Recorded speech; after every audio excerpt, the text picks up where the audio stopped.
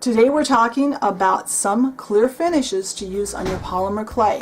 Stay tuned and see if these are good or bad.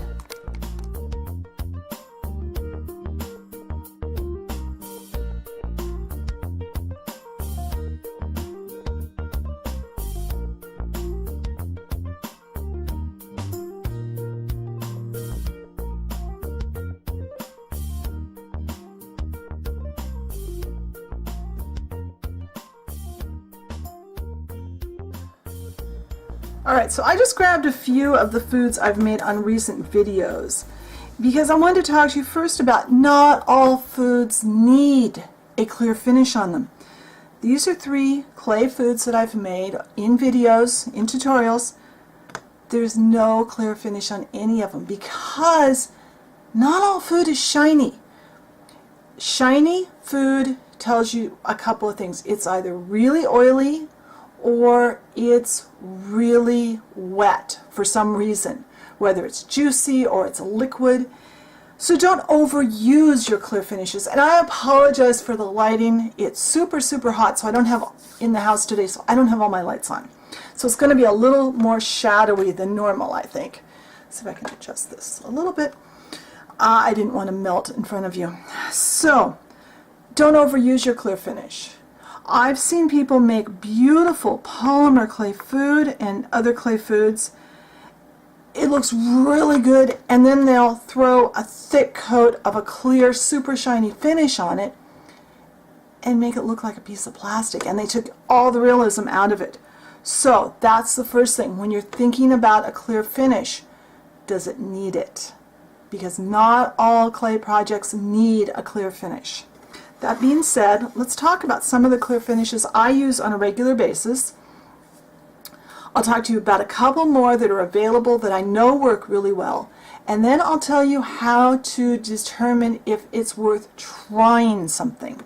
So the first one we're going to talk about is one that I use occasionally. I actually use this more for making clay look like ceramic than I do for foods, but I occasionally use it for food.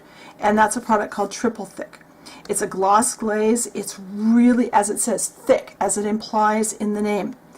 It's a very thick, very shiny glaze.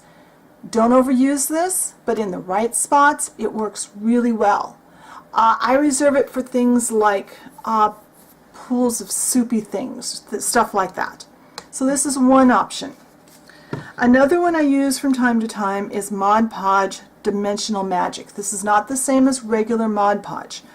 This is sold, I think, usually with your card making and paper crafting. It's a shiny, clear finish that, so far, I've used it for a couple years. I've never had it react with the clay, and it stays not sticky once it gets dry. So that's a good one. Probably my most favorite shiny-ish glaze is a gallery glass. Gallery glass crystal clear. I can't talk today. It goes on white, but it will turn clear as it dries. Don't put it on too thick, like if you're going to make water in a glass or something. Thin layers, let them each dry, otherwise it will never dry at the bottom if it's too thick. It'll also crack and sink if it's too thick.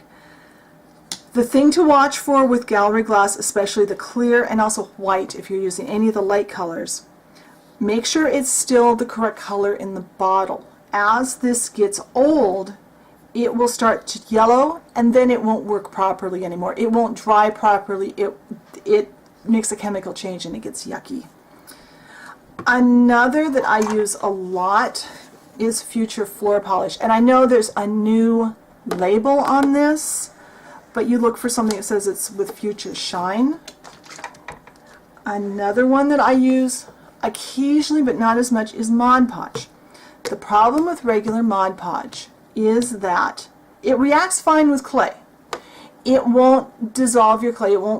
It plays nicely, but Mod Podge itself, in some environments, has problems not being sticky. It dries tacky. It stays tacky.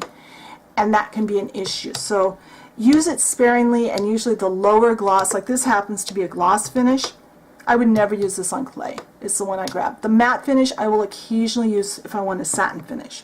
By the way, the Future Floor Polish is a satiny finish. I use this on fruits. Something that works really well that I don't have is Sculpey 3. The people that make Sculpey and Primo Clay, they make a finish specifically for polymer clay, and it is sold with the clay, and it works wonderfully. It comes, I believe, in gloss and in maybe a matte or a satin. I'm not sure. I haven't bought it in a long time.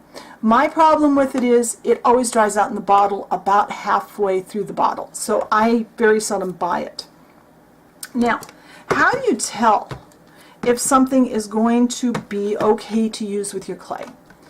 The biggest thing to look for is it needs to be water-based. If it's not water-based, don't put it on your clay.